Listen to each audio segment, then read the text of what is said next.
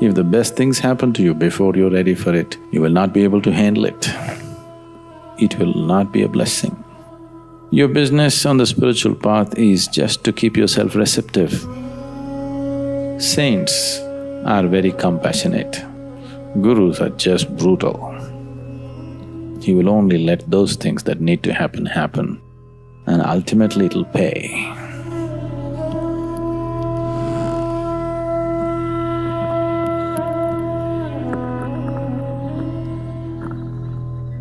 Once, there was a yogi in South India, and he lived in a cave in the mountains. He was doing his sadhana and living there by himself. There in the cave, a rat also made its home. The yogi noticed his companion, made little space for him, and also started feeding him. The rat grew fat on the food that the yogi was giving. And one day, the rat just went out, and a cat saw food in rat, the yogi's food, and went after him. Because he had grown fat on the food that was being thrown at him, he couldn't really handle his own survival by escaping. So he ran into Yogi's lap, fell into Yogi's lap and cried, "This cat is going to kill me." The yogi held the rat and chased away the cat. Then he thought, this rat is going to have problems like this. Now that the cat has seen a fat rat, it is going to prowl around and wait. So, for its safety, yogi told the rat, "Say, I will make you into a cat so that you will be safe." So he made the rat into a cat and fed the cat. The cat grew fat. And one day the cat went out.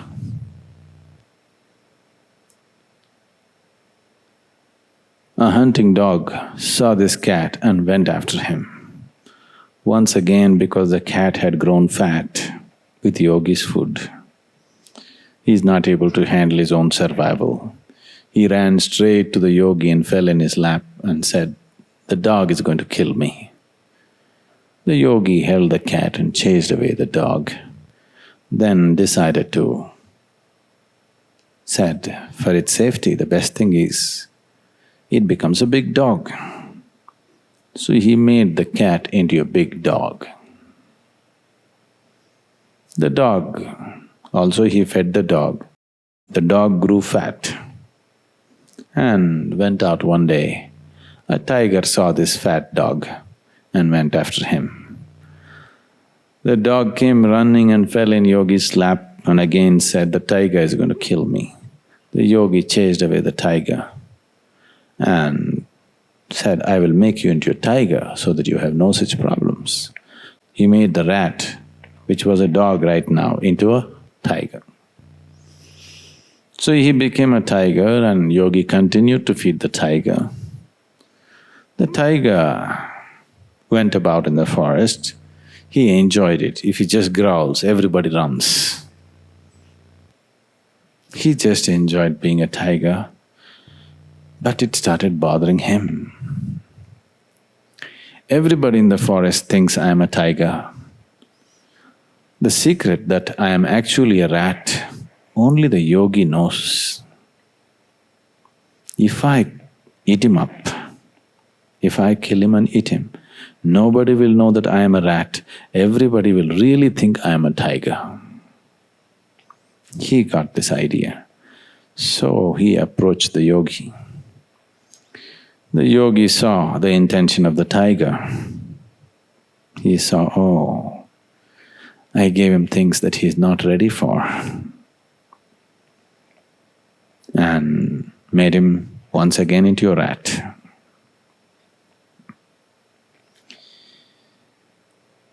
These things are constantly happening in your lives. Always people are asking, okay, somebody else is like that, why not me? What about me? If things come to you before you're ready for it, it will not be a blessing. Best things I'm talking about. If the best things happen to you before you're ready for it, it will not be a blessing in your experience, it'll become a great difficulty. You will not be able to handle it. Whether it is material well-being or spiritual well-being or great experiences or whatever, unless you evolve yourself into a certain stage, it will anyway happen. Your business on the spiritual path is just to keep yourself receptive, not expect or demand as to what should happen. I am not that kind of yogi.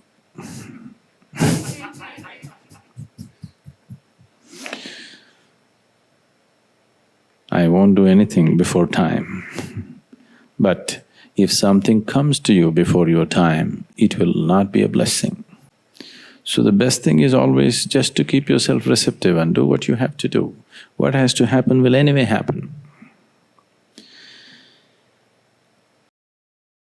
In India, we have this practice, especially if you plant a mango tree. The second year itself, mango tree will flower. If you let it be, it'll become full of fruit. The plant will be only this much. By end of January, February, it'll be full of flower. If you let it be, lot of fruit will come. If you do that, if you allow the fruit to come, the plant will be ruined, it will not grow properly. So the second year when the mango flower comes, we pluck off all the flowers, we won't let it fruit. Next year mango flower comes, we'll pluck off everything.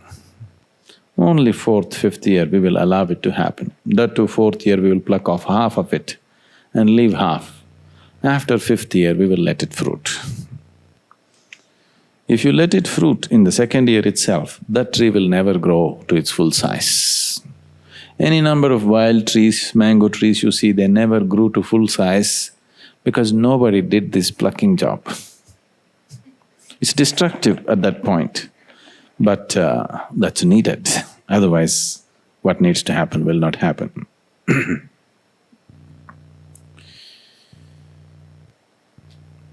These misplaced, people who are loaded with morality, some of you, you have too much of misplaced compassion. Many years ago, when I was in the farm, the bulls or the bullocks which are used for work, both for ploughing and for the bullock cart, which is in India still about 45 to 50% of the cargo in India still at some stage travels on a bullock cart, if you don't know this. There are trucks, there are trains, there are everything, but still 45 to 50% of the cargo in India still travels on a bullock cart, at least in its early stage, from farm down to the market somewhere. So every farm has bulls and carts, this is normal. So I had these two bulls, and if you treat them well and if you take care of them, they really are good, They act like your friends and they're very responsive. You can have a certain kind of rapport and relationship with them. Like people have very close and dear relationships with dogs. Similarly, people have very close relationships with cows and bulls. So these two bulls are good and they're handsome young men, So, periodically, you have to do the You know, like you have the horseshoe for the horses? Similarly, a similar shoe, actually a horseshoe of a slightly different size, also goes into the bull's toes. The way it is done, with the horses you can do it, have the horses standing and do it. With the bulls it's not possible to do that. They have to put the bulls down on the floor and it's quite a terrible affair when it's being done. I just saw this whole… A couple of times this guy came and did it, and the way he was doing it, I thought, where is it needed? I have stopped using the cart. My bulls won't go on the road. It only walks on the, unpaved surfaces. So I thought, don't want this horseshoe for my bull. There's no bull shoe, okay?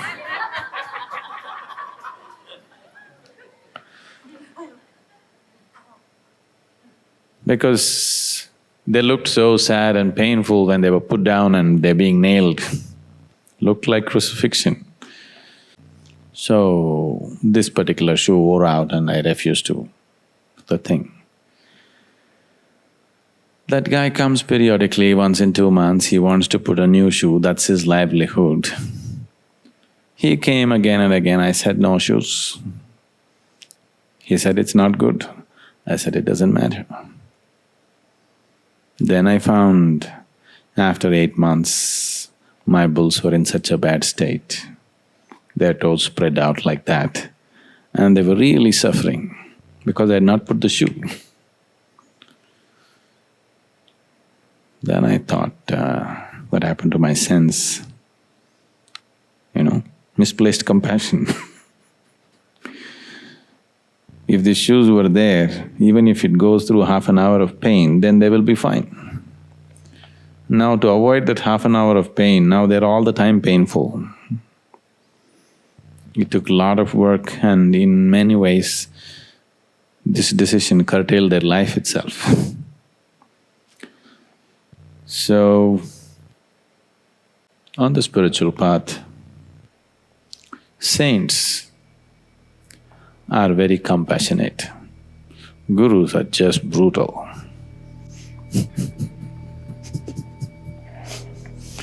Saints just bless and say, let everything happen to you, or let the best happen to you. A guru is brutal. He will only let those things that need to happen, happen. Rest of it, he won't let it happen.